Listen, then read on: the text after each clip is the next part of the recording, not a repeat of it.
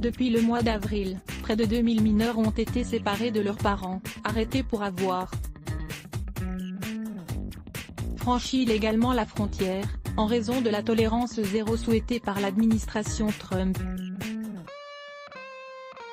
L'émotion est vive aux États-Unis. Depuis le mois d'avril, une politique de tolérance zéro est appliquée par l'administration Trump à l'encontre des migrants illégaux qui tentent d'entrer sur le territoire depuis le Mexique. Les familles de sans-papiers sont systématiquement séparées par la police aux frontières qui place les mineurs, trop jeunes pour être emprisonnés avec leurs parents, dans des centres de rétention fermés.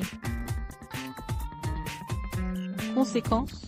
En quelques semaines, près de 2000 enfants ont été séparés de leur famille.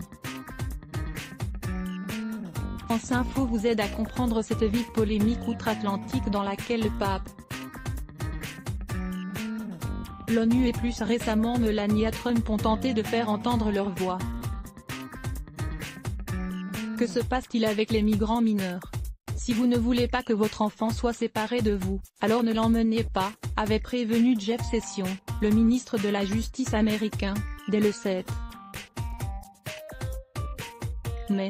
Partisan d'une ligne dure sur l'immigration, il annonce ce jour-là devant la presse la séparation systématique des parents de leurs enfants en cas de franchissement illégal de la frontière entre le Mexique et les États-Unis. Ce dispositif de tolérance zéro vanté par Washington est en réalité en vigueur depuis début avril. Le 20 avril, le New York Times, en anglais, recense déjà 700 enfants séparés de leurs parents, dont 100 ont moins de 4 ans. La systématisation de cette politique début mai fait rapidement exploser ce chiffre. L'administration Trump a ainsi révélé que près de 2000 mineurs ont été séparés de leur famille entre le 19 avril et le 31 mai. D'après Libération, le nombre de familles arrêtées à la frontière a bondi de 600% par rapport au printemps précédent. Dans quelles conditions sont-ils retenus ? Pour prendre en charge ces mineurs principalement issus d'Amérique centrale, Jeff Sessions a fait ouvrir des centres de rétention. Le plus vaste d'entre eux, situé à Brownsville, au Texas, est un supermarché Walmart. Plus de 1400 adolescents, âgés de 10 à 17 ans, y sont détenus dans l'attente du jugement de leurs parents, envoyés en prison.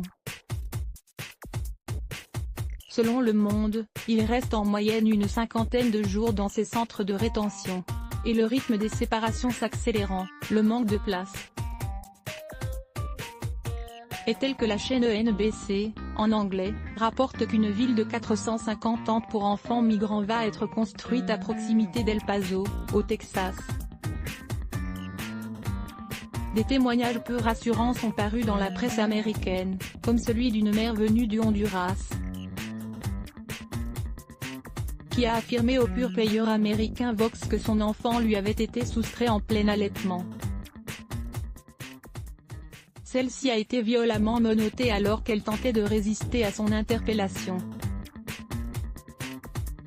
Le média en ligne Loopsidé a posté sur son compte Twitter un enregistrement audio d'enfants séparés de leurs parents à la frontière. On entend des pleurs, et un enfant qui demande en sanglots « Je veux partir avec ma tante, je veux qu'elle vienne ». Écoutez cet enregistrement audio d'enfants séparés de leurs parents à la frontière des États-Unis. Un document indispensable et déchirant que le site d'investigation ProPublica a obtenu clandestinement. pic.twitter.com/kids5i1nl7oui, loopsidé @loopsidernou, 19 juin 2018. Certains de ces enfants sont très jeunes, nous voyons régulièrement des enfants de 2 ans, et la semaine dernière, il y avait un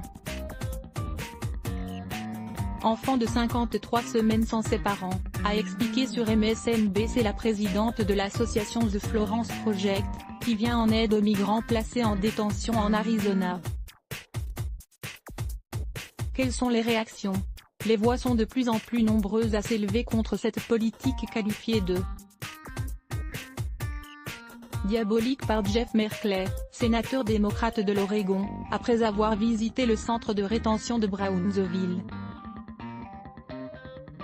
Ils appellent cela tolérance zéro, mais un meilleur nom est humanité zéro, et il n'y a absolument aucune logique pour cette politique, a-t-il jugé.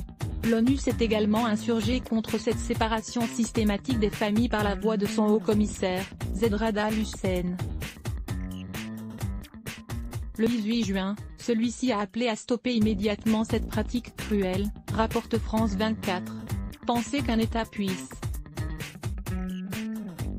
chercher à dissuader des parents en infligeant des mauvais traitements pareils à des enfants est inadmissible. Zeid Ra'ad al-Hussein, alors que le pape François a lui aussi exhorté Donald Trump à mettre un terme à ces séparations,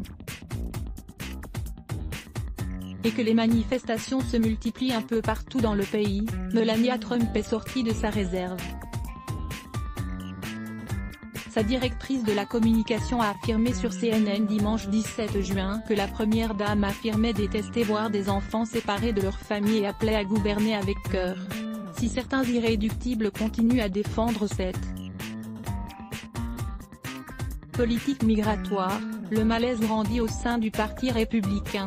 Nous ne voulons pas que des enfants soient séparés de leurs parents, assure Paul Ryan, président de la Chambre des représentants, cité par le HuffPost, en anglais.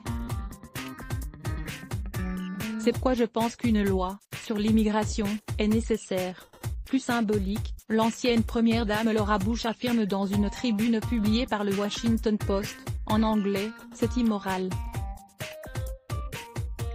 Et ça me brise le cœur. Comment Donald Trump se justifie-t-il ? » Face au tollé suscité par ces séparations systématiques, le président américain a rejeté la faute sur les démocrates. En réalité, la législation actuelle date du mandat de George W. Bush. Sous Barack Obama, les autorités faisaient preuve de souplesse dans leur interprétation des textes, relâchant les migrants accompagnés de mineurs avec une citation à comparaître, explique Libération. Il faut mettre la pression sur les démocrates pour qu'ils abolissent cette loi horrible, a-t-il affirmé sur Twitter le 26 mai. Les démocrates forcent la séparation des familles à la frontière avec leur agenda législatif horrible et cruel, a-t-il encore écrit le 15 juin sur le réseau social. The Democrats forcing the breakup of family at the border with their horrible and cruel legislative agenda. Any immigration bill must have full funding for the whole, and catchy. Release, visa lottery and go to merit-based immigration. Go for it. Win, Donald J.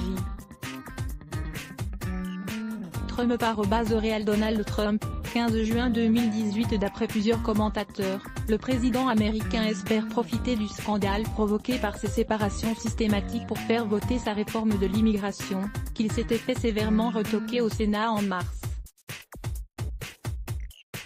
À lire aussi sujet associé.